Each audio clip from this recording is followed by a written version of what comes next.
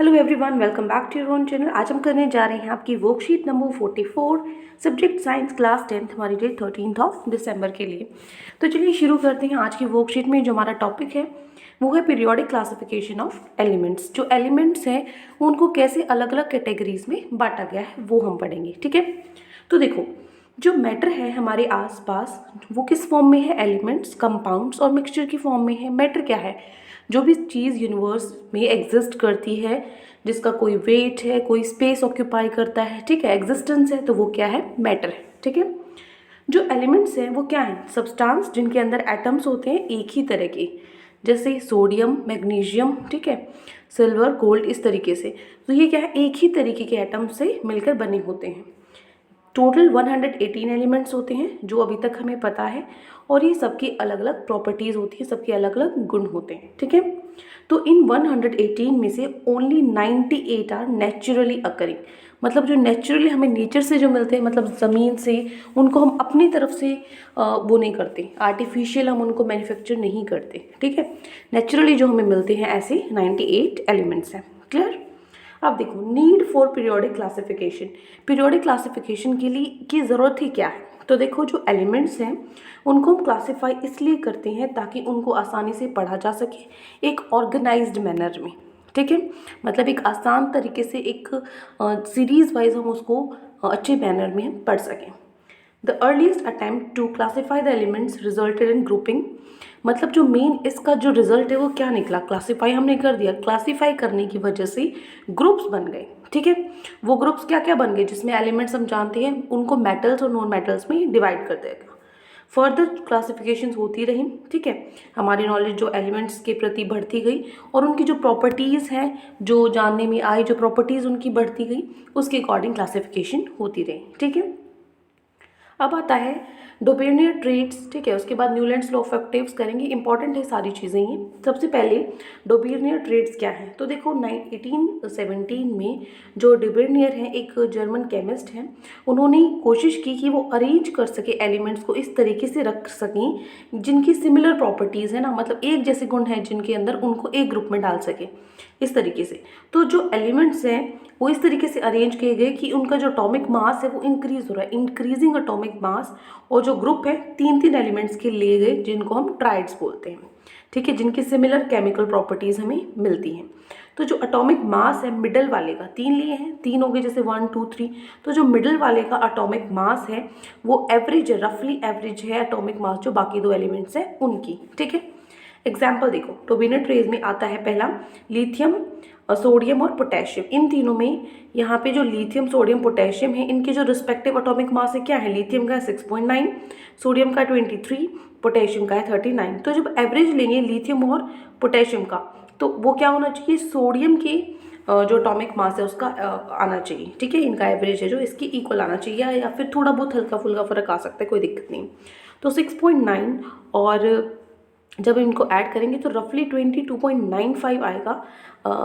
Average लेना है, divided by 2 भी करना है, दोनों को ऐड करके 6.9 और 39 को ऐड करके जब आप डिवाइड करोगे तो 22.95 आएगा, जो रफली एटॉमिक मास है किसका? सोडियम का। ठीक है, क्योंकि 22.9 23 ही हो गया ना। इसी तरीके से और कोई और ऐसे ही और एग्जांपल्स कैसे हैं? जैसे कैल्शियम हो गया, ठीक है, SrBa, ठीक है, बैरियम ClBrI, ठीक है, क्लोरीन, ब्रोमीन, आयोडीन, इस तरीके से। क्लियर?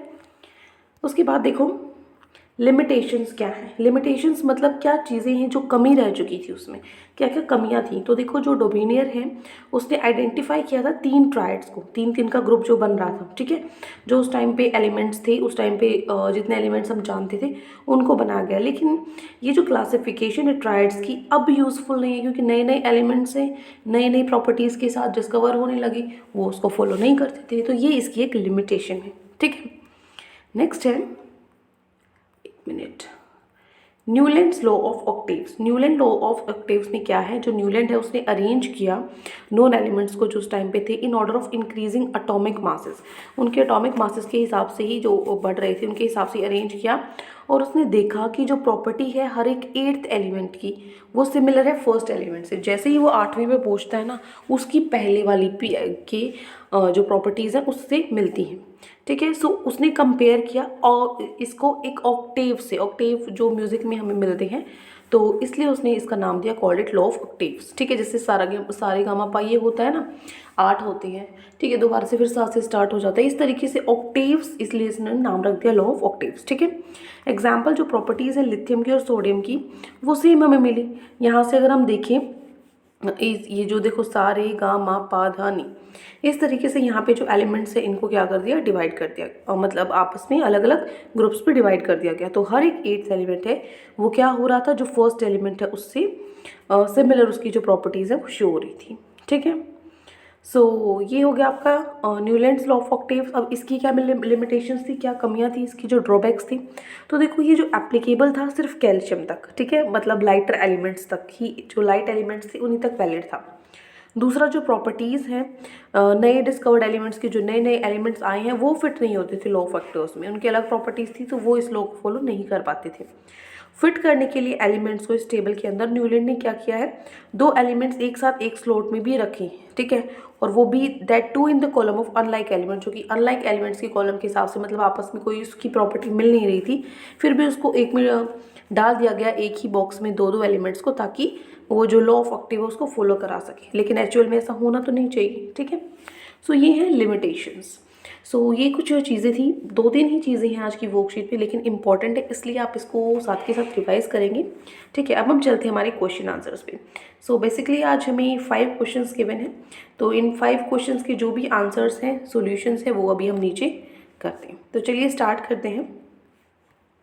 फर्स्ट क्वेश्चन है, what was the need for the classification of elements. Elements को क्लासीफाई करने के लिए की नीड क्या थी, ज़रूरत क्या थी।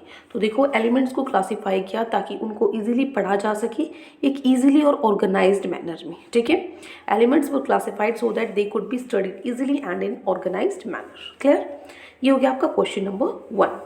नेक्स्ट मूव करते हैं क्वेश्चन नंबर 2 पे। सेकेंड क्वेश्चन है, write down 3 elements that show dominate tried. ऐसा आपको एलिमेंट्स बताने हैं जो डोमिनेट ट्राइड को शो करते हैं। ठीक है, कौन से अभी हमने 3 एग्जाम्पल्स किए थे, तीनों में से कोई भी एक लिख दो या फिर तीनों भी लिख सकते हो आते हैं। ठीक है, सो सबसे कॉमन एग्जाम्पल है लिथियम, सोडियम, पोटेशियम। अभी हमने करके भी देखा था, जब लिथियम और पोटेशियम का एवरेज हम निकालते हैं वो किसके बराबर आता है, अप्रॉक्सीमेटली सोडियम के बराबर आता है। ठीक है, सो ये हो गया question number 2। Lithium, sodium, potassium dominate triads को फॉलो करते हैं। नेक्स्ट है question number 3। Newland divided elements into horizontal rows of 8 element each. जो न्यूलैंड है उसने एलिमेंट्स को हर एक रो में 8 एलिमेंट्स को इंक्लूड किया था। ठीक है, तो देखो ये ट्रू होगा या फॉल्स होगा। देखो यहाँ पे एक मिनट, यहाँ देखो यहाँ पे कितने हैं, 1 2 3 4 5 6 7 है यहाँ पे। ठीक है, न्यूलैंड्स है ये 7 है यहाँ पे, तो लेकिन वहाँ पे लिखा क्या है 8, इसीलिए यहाँ पे 8 की बजाय हमें 7th होना चाहिए, 7 एलिमेंट ईच। ठीक है, तो यहाँ पे क्या लिखेंगे, फॉल्स। और क्यों लिखा है ये भी मैंने आपको बता दिया है और दिखा भी दिया है। ठीक है, हो गया क्वेश्चन नंबर 3। नेक्स्ट है क्वेश्चन नंबर 4। फोर्थ क्वेश्चन है, write down the 2 drawbacks of Newlands law octaves. आपको 2 कमियां लिखनी है न्यूलैंड लॉ ऑक्टेव्स की। तो 2 कमियां लिखनी है, यहाँ पे 3 लिखी है, तो 3 में से हमेशा मैं आपको बोलती हूँ एक्स्ट्रा ही करके चलनी चाहिए हमेशा, कौन सी माइंड से स्किप हो जाए कुछ नहीं पता। ठीक है, या फिर 3 मार्क्स में आ जाए 2 की बजाय, इसलिए हमेशा आपको ज़्यादा करके चलनी है। तो क्या ड्रॉबैक है, पहली कमी क्या थी कि ये सिर्फ एप्लीकेबल था कैल्शियम तक, मतलब लाइटर एलिमेंट्स तक। ठीक है, ये हो गया पहला। दूसरा, जो प्रॉपर्टीज़ है न्यू डिस्कवर्ड एलिमेंट्स की वो फिट नहीं होती थी लॉ ऑफ ऑक्टेव्स में, जो नए एलिमेंट्स बाद में आए वो फॉलो नहीं करते थे इस क्राइटेरिया को। थर्ड, एलिमेंट्स को फिट करने के लिए टेबल के अंदर न्यूलैंड ने क्या किया, 2-2 एलिमेंट्स को भी एक ही स्लॉट में रख दिया। ठीक है, और वो भी उस कॉलम में जो अनलाइक एलिमेंट्स थे, मतलब उन एलिमेंट्स से कोई प्रॉपर्टीज़ मिल नहीं रही थी उसकी। ठीक है ना, अलग प्रॉपर्टीज़ थी फिर भी। क्लियर, तो ये कुछ ड्रॉबैक्स थे न्यूलैंड्स लॉ ऑफ ऑक्टेव के। क्लियर, नेक्स्ट है question number 5, last question of your worksheet. Can following groups of elements be classified as dominate triads. ये जो फर्स्ट और सेकंड, ये दोनों आपको बताने हैं ये डोमिनेट ट्राइड को फॉलो करते हैं कि नहीं। एटॉमिक मासेस दे रखे हैं यहाँ पे सबके, यहाँ से आप करके कैलकुलेट कर सकते हो। देखो करना क्या है, यहाँ पे ये आपका आंसर है। देखो फर्स्ट है सोडियम, सिलिकॉन और कैल्शियम, ये 3 थे, इनकी अलग अलग प्रॉपर्टीज़ हैं, इसलिए ये नहीं फॉर्म करते डोमिनेट ट्राइड, क्योंकि जो एटॉमिक मास है मिडल एटम का जो SI है, इसका जो एटॉमिक मास है वो एवरेज है इनका। ठीक है, जैसे यहाँ पे देखेंगे 23 + 35 डिवाइडेड बाई 2 29 आता है, इसका क्या है 28 है। ज़्यादा डिफरेंस नहीं मानते, इसको पॉइंट का फ़र्क हो तो अलग बात है, ठीक है ना। सो एटॉमिक मास है जो, ये आपस में क्या करेंगे, जो डोबिने ट्राइड है इसको फॉलो नहीं करेंगे। नेक्स्ट है BeMgCa, ठीक है। इनकी जो बहुत सारी प्रॉपर्टीज़ हैं सिमिलर है। एटॉमिक मासेस है जो मिडिल एलिमेंट का वो अप्रॉक्सीमेटली एवरेज है इनका, ठीक है। तो इसीलिए इन तीनों का जब आप एवरेज निकालते हो तो 24.5 आएगा, यहाँ पे 24 है, तो इसका मतलब ये फॉलो करेगा, therefore they form a Dobereiner triad, इसलिए ये तीनों डोबिने ट्राइड को फॉलो करते हैं। ये हो गया आपका सेकेंड पार्ट, ठीक है। सो ये है आपका क्वेश्चन नंबर 5 और ये है इसका सोल्यूशन। तो ये 5 क्वेश्चंस आज आपकी वर्कशीट में गिवन थे। आई होप आपको अच्छे से समझ में आ गए हैं। कोई भी डाउट है किसी भी क्वेश्चन में तो कमेंट सेक्शन में आप मुझसे पूछ सकते हैं, और अगर आपको लेक्चर अच्छा लगी तो चैनल को सब्सक्राइब कर सकते हैं, वीडियो को लाइक कर सकते हैं। आज के लिए इतना ही, मिलते हैं नेक्स्ट वीडियो में। Till then take care, bye bye.